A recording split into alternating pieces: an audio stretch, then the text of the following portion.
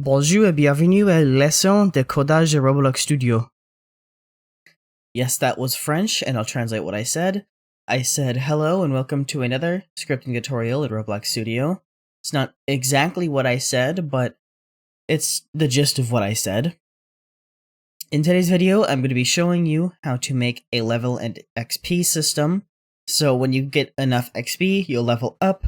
You'll go up a level, because that's what leveling up means. You know what I'm talking about. Anyway, this is very simple, and we will be making use of profile service, which I'm not going to show you how to set up in this video, but it will use profile service in order to save your data if you want that.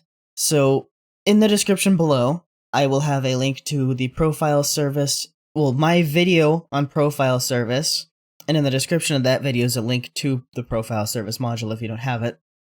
So you'll watch that video to set up profile service, when I could tell you to at least. I'll show you how to implement it if you're going to go do that right now. But the first thing other than that is you're going to need to get the other model in the description. Well, the only model in the description. I was thinking of the profile service module, but there's a model that I'm going to have in the description, which is going to be the GUI for this.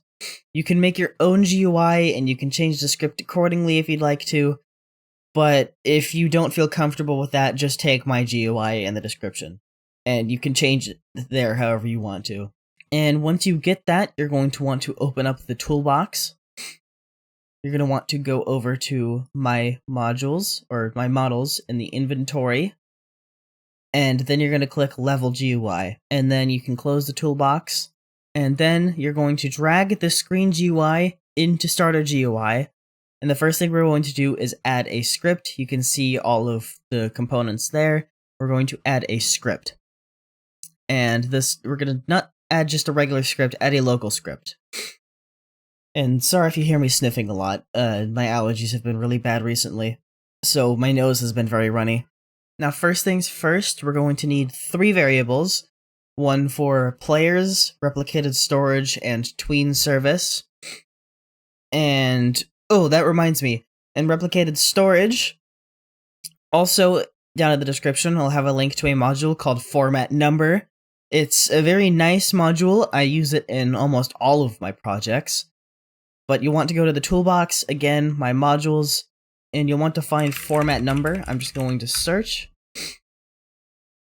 It should be called format number old alternative API. And we're going to insert that. You can leave it named format number alt. I'm going to remove the alt. And in replicated storage, I'm going to add a folder, name this modules, and I'm going to drag the format number module into the modules folder. And now back into the local script, we're going to get our first variable, which is going to be the players. So local players equals game : get service players. I recently got a new desk, and by recently I mean a couple weeks ago, and I'm still struggling to adjust to typing on it. Because my old desk, it was kind of weird. It had a drawer that you had to pull out for the keyboard, and I'm used to typing super low down, but this desk is all leveled out, all in the same height, so it's getting weird adjusting to typing higher up. Anyway, sorry for sidetracking. Next thing we're going to get is replicated storage, so local replicated storage equals game : get service replicated storage. I'm just going to use autocomplete because it's going to make my life easier. Then we're going to get the tween service, so local tween service equals game : get service tween service. And I'm very sorry for typing so weird and slowly. It's very hard to adjust when you've been typing low down for like 2.5 years. Anyway, next we're going to need the player, of course. So local player, gonna keep that lowercase, equals players.localPlayer, since this is a local script, makes our lives so much easier. And then we're going to need a few things from the GUI. We're going to need the GUI itself, and we're going to need the frame, the progress bar, the level label, so the current level text label that shows what level you are, and the XP level, which, let me go back out here, is the current XP text label, which shows how much XP you have. those 5 variables are going to be very easy to get. We're going to get local GUI equals script.parent, since the parent of the local script is the screen GUI. Then we're going to get the frame, so local frame equals GUI colon wait for child frame. Then we're going to need the progress bar, so local progress bar equals frame colon wait for child progress. And that progress bar, I'll show you real quick, is the purple bar in the background that will show like the percent. It'll be the percentage compared to how much of your XP to your max XP. Back into the script, now we need the level label, so local level label equals frame colon wait for child level, or current level, that's what it's called, that's XP, current level. Then we need the XP level, so local EXP level, or label, not level, equals frame colon wait for child current XP, or EXP. Now we need the format number module, so local format number equals require script, or not script, sorry, replicated storage colon wait for child modules colon wait for child format number. Okay, you can't hear this through my microphone, but the garbage truck just came and it's very loud, and it's taking its sweet time leaving. Okay, garbage man, I'll be patient. Alright, so now that the garbage man has left and we have the format number module, now we need a function. It's a very small function. It's 3 actual lines of code, 4 if you want to include the white space, but it's a very simple function. We're going to do local function update GUI. This takes no arguments or no parameters, so we're going, then in this function we're going to do level label equals, and then 2 quotation marks, level colon space, outside of the quotation marks, dot dot, format number dot format standard, not format compact, format standard. And what format standard does is it will format it with commas instead of compact, which will do it with an abbreviation, so like 10.1K for 10.1000 or 10,100. So this would be 10,000 or 10,100, so 10,000 with that comma there. Then we're going to do player dot leader stats. We haven't done these yet. Dot leader stats dot level dot value, and then we're going to do exp level. Exp level equals format number dot format standard. Yes, format standard. EXP label, not EXP level. I forgot to do this. Level label dot text and EXP label dot text. That would have been really bad if I didn't remember to include that. And inside of this format number dot format standard, inside of these parentheses, we're going to do player dot leader stats. Let me make sure I'm spelling it right. Dot level dot exp dot value. We're going to shove the exp and max exp number values, or int values, into the level int value, and that's going to be the 1 inside of the player's leader stats folder. And now we're going to drop 2 lines, so if you're following my formatting exactly, you should be on line 19. And what we're going to do is tween service colon create, and instead of creating this tween info every single time from scratch, what I'm going to do is local info equals tween info.new, and we're going to do 0.3 seconds, comma enum dot easing enum, if I can spell it correctly, dot easing style dot circular, which is my favorite, and enum dot easing direction dot out. You can pick any easing style and easing direction you want, it does not matter. So now what we're going to do inside of the tween service colon create is we're going to do the progress bar, comma info, comma 2 curly brackets to make a table, size equals udim2.new, since we need two UDIM values. It's hard to say. And then we're going to do, for this, in this UDIM2, we're going to do player.leaderstats.level.exp.value divided by, so a slash, player.leaderstats. Nope, that is the completely wrong thing. Player.leaderstats.level.maxexp.value, comma 0, comma 1, comma 0. And if you're making your progress bar vertical, then you switch this out and you control X, and then you put that 1 there for the first number, and then where the second one is, you paste that there. But mine's horizontal, so I'm going to keep it here. And then we're going to do :play. So it's going to create a new tween with the progress bar using this tween info, and it's going to change the size to be the fraction with the numerator being the EXP value and the denominator, so the bottom number, being the max XP value. So if I open up my calculator, if you have 55 EXP and your max EXP value is 150, so that would be 55 divided by 150, then it's going to be 0.3666 repeating percent. So this progress bar is only going to, its size is only going to be 0.3666 or 3.66, and that's how big the progress bar is going to be.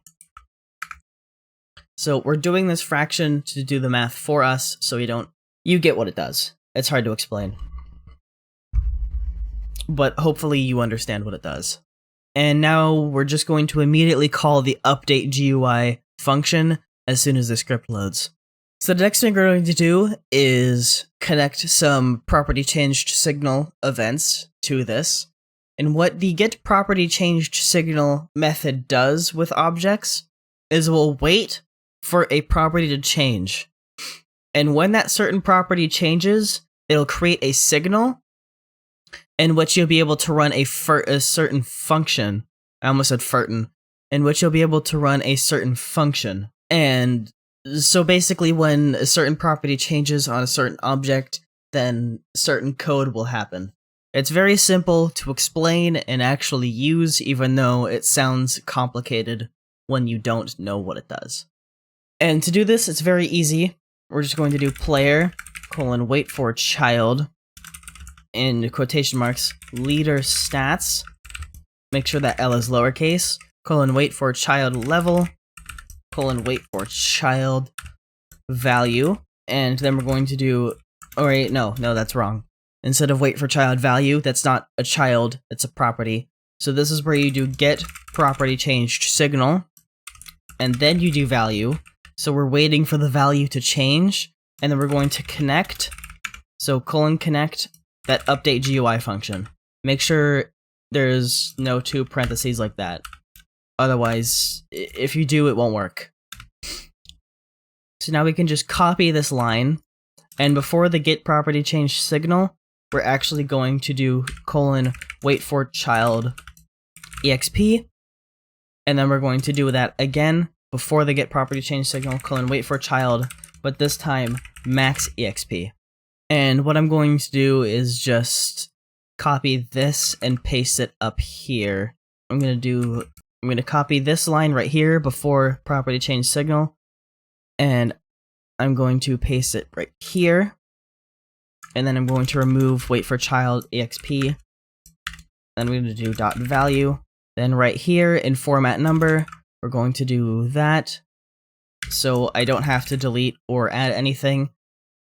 .value, so it should be waiting for leader stats, the level, and the EXP, then do .value. And then same thing right here, we're going to do, in the UDIM2, we're going to paste that, .value, and then paste it right here, and change EXP to max EXP, .value. So now in this function, since we run it immediately, we should be waiting for the leader stats to load, because it might not be loaded by the time it gets to this and runs the function. So we're going to wait for all of it. And so now we're done with our local script. So in server script service, we're going to add a script. I'm going to rename this script to level manager. And I'm going to add a folder. And this folder I'm going to rename to modules. And up here, I'm just going to close replicated storage. We don't need it. Also going to close the screen GUI and starter GUI because we don't need that. And in modules, I'm going to insert profile service, and I'm going to set all of that up. If you want to save your level data, then go watch my profile service video. I'll have a link to it in the description. Alright, so now that you have profile service set up, if you want to go watch my video, then we're going to do this. We're going to do local players. In the server script, we're going to do local players equals game : get service players, just like we did in the local script. Then we're going to do local replicated storage. Actually, we don't need replicated storage, never mind. Okay, so instead of replicated storage, if you decide to save your data, which I recommend, and you went to go watch my profile service video, and you've set up profile service, then you're going to follow these next steps. However, if you don't want to save your data, and you don't want to do profile service, so if you're not saving your data, then skip to the time that I have on screen.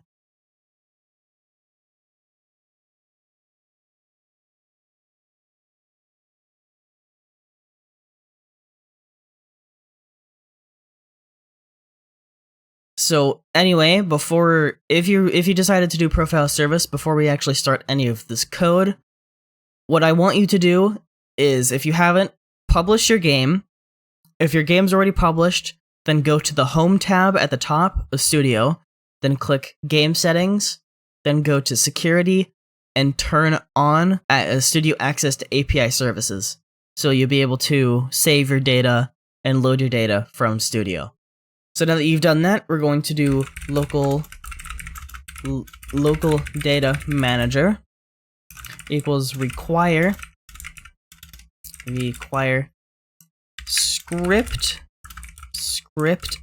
It's so hard to adjust to typing this high up. Script.parent : wait for child modules : wait for child data manager. And then we're going to do players.playerAdded : connect function. And then we're going to put in these parentheses player. And it occurs to me that I should show you what I have set up in profile service. So all of it's set up the exact same, but in the template, this is what I have for the template. It's level equals 1, EXP equals 0, and max EXP equals 100. You can change the level to whatever you want. I recommend keeping it 1, but if you want to, you can change it to 0, because I know some games do that. And you can also change the max EXP to whatever you want, but for the starting max EXP, I don't recommend setting it any higher than 200. Because then when we set the multiplier, which you can also change, it's gonna get crazy, like really fast if it's higher than 200. So back into the server script, we can close that template I was just showing you. So what we're going to do inside of this player added function is we're going to get their leader stats, we're going to get their level, we're going to get their EXP and their max EXP. It also occurs to me that I should show you that leader stats module. So this is that leader stats module. It's very simple. All we're doing is creating that leader stats folder, then the level, then the EXP, and the max EXP. You can take a second to pause and copy this. But I'm going to go back into the level manager, and now that I've remembered to show you everything I needed to, now we can start scripting. I'm sorry, I'm very forgetful, so my apologies. So now we're going to access that player's leader stats, their level, their EXP, and their max EXP. We're going to need 4 variables for this. So local leader stats, I'm going to set all the variables right now, then local level, then local EXP, then local max EXP. The leader stats variable is going to be equal to player : wait for child leader stats. It should be a lowercase l, and in this leader stats module, the leader stats folder should be named leader stats with a lowercase l. It should be exactly like this or it's not going to work. So next thing we're going to do is local level. We already have the local level, so level equals leader stats, colon wait for child level. Then we're going to do local exp equals level, colon wait for child exp. Then local max exp equals level, colon wait for child max exp. And back again into the leader stats. What I do is I create the leader stats folder, then you parent it to the player. That's how you create leader stats. It has to be exactly this. Then what you're going to do is create that level, which is an int value. It can be named whatever you want to, but you have to change this accordingly, and also in the local script. And then with that, you parent it to the leader stats folder, so it'll show up in leader stats. Then the exp and the max exp are both int values. They're named exp and max exp accordingly. And then you parent those to the level. So exp and max exp get parented to the level. The level gets parented to the leader stats, and the leader stats gets parented to the player. So now I can close that leader stats folder, or the module. So next thing we're going to do, since I'm not including the debounce, is exp colon get property change signal, just like we did in the local script. And then we're going to wait for the value to change. So value colon connect function. We're just going to make an anonymous function. And now we're going to get the player's profile. So local profile equals data manager dot profiles square bracket player, close square bracket. And if not profile, then return end. Now after that line, we're going to do if exp.value is greater than or equal to max exp.value. Then next we're going to do local new exp. So if they have extra exp, we're going to calculate this. So local new exp equals math.floor, since we want to remove the decimal, equals profile.data.max exp multiplied by 1.1. Or this is not if they have extra exp. This is just calculating the new XP to set, or the new max XP to set. So what we're gonna do is take their profile data of the max EXP, and we're gonna multiply this by 1.1. So since it's starting at 100, let me pull my calculator back up. So 100 times 1.1 equals 110. And then this will just keep going up, but you see it creates decimals very quickly. So what we do is do math.floor, and it will remove that decimal. So then it will just be, instead of 2111 point all of this decimals, it's just going to be the flat whole number of 2111. Next thing we're going to do is profile.data.level plus equals 1. Then we're going to do profile.data.exp equals 0, and profile.data.maxexp equals new exp. Then we're going to do level.value equals profile.data.level, and then exp.value equals profile.data.exp, and maxexp.value equals profile.data.maxexp. So when this changes, when we change these leader stats values, that's when the local script is going to detect that change and run the update GUI function. So then the progress bar size is going to change, these are going to change, and this is going to change. And it occurs to me that I have forgotten to set the text properly of the EXP label, so this isn't all of it. So on EXP, in the local script, on EXP label.text equals format number.format standard and all of this. After the format number.format standard, we're going to do ... 2 quotation marks / outside of the quotation marks ... again format number.format standard, And then we're going to do, we're just going to copy this line down here. Player colon wait for child leader stats colon wait for child level colon wait for child EXP, and change EXP to max EXP dot value. So now it'll create it'll look like this when it updates. So now that we've fixed the local script and this is done, I can show you here.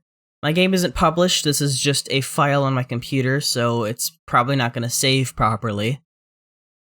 But you can see in game here, the level updated. I'm only level 1. It's in the leader stats. It's 0 over 100 because I have 0 XP. But if I switch this to current server instead of current client, I open the players, Morphle, if that's me, leader stats, level, EXP. I'm going to change this to 94. And now you can see the progress bar is almost completely full. And now I'll change it to 102. And you'll see the value goes back down to 0. Max EXP goes to 110. My level goes down. Max EXP goes up. I'm level 2. Now I'm level 2. If I stop the game, I don't have API services turned on since it's not a published game. Hopefully it saves. I think it might. Profile service is kind of cool. No, it doesn't. But I promise you, it will save if your game is published and you have studio access to API services enabled. It will save. I've tested it. I know it saves. And we have finished. Thank you for watching this tutorial. I hope you find it useful, and I hope to see you in my next tutorial. Bye-bye.